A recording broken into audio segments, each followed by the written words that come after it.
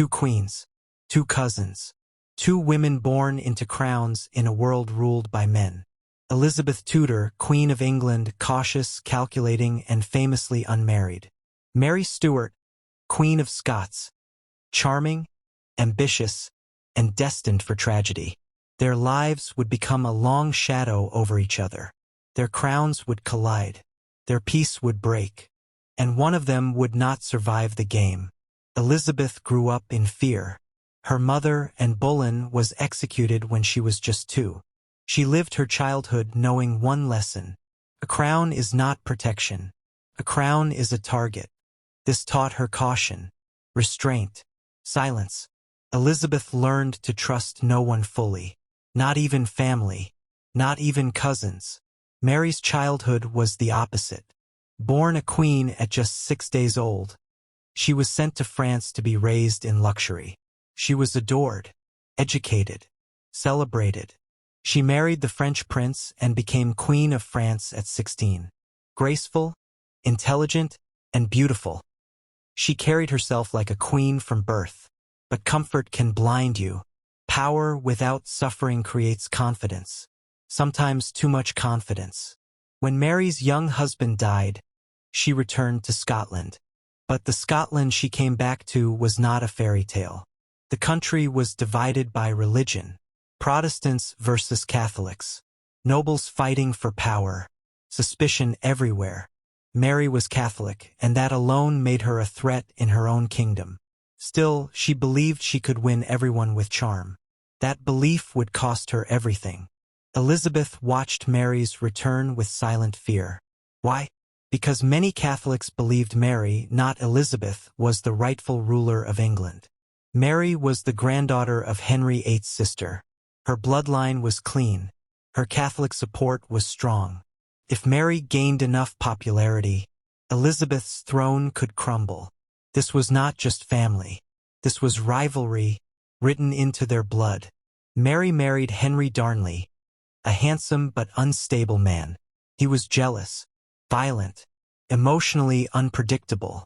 Soon he grew suspicious of Mary's secretary, David Rizzio, and in a brutal scene, Darnley's men dragged Rizzio away and stabbed him to death in front of Mary.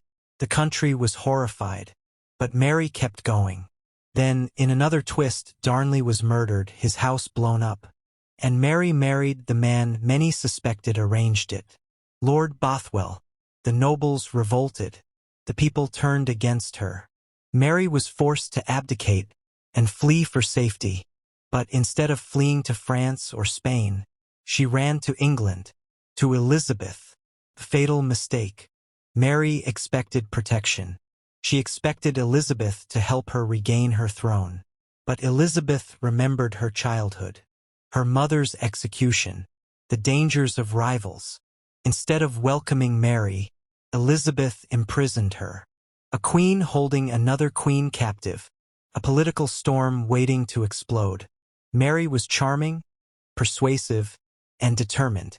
Even in captivity, she won sympathizers. Catholics across Europe saw her as their hope. Rebellions in England rose in her name. Plots formed around her. Letters started circulating, some real, some forged, and Elizabeth began to fear her more every year. In 1586, a group of young Catholic conspirators planned to assassinate Elizabeth and put Mary on the throne. They believed Mary supported them. They believed she approved the plan. But what they didn't know was, Elizabeth's spy master, Sir Francis Walsingham, intercepted every letter, every message, every plan. Mary's replies, real or manipulated, sealed her fate. Elizabeth could no longer avoid the truth.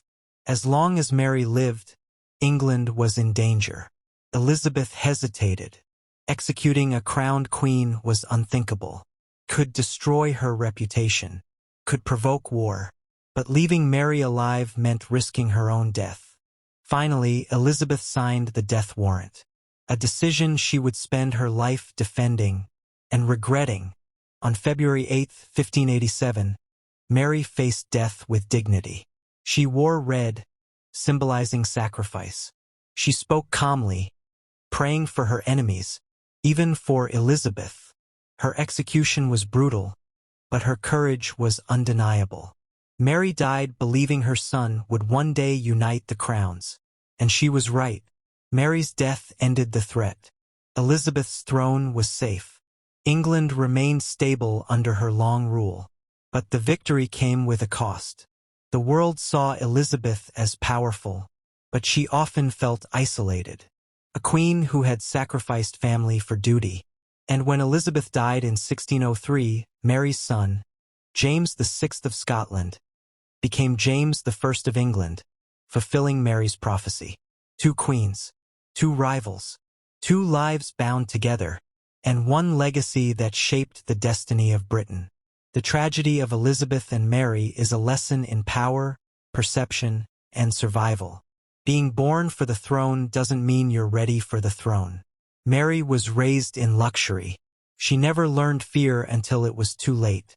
Elizabeth grew up in fear. She never trusted anyone too deeply. That is why she survived.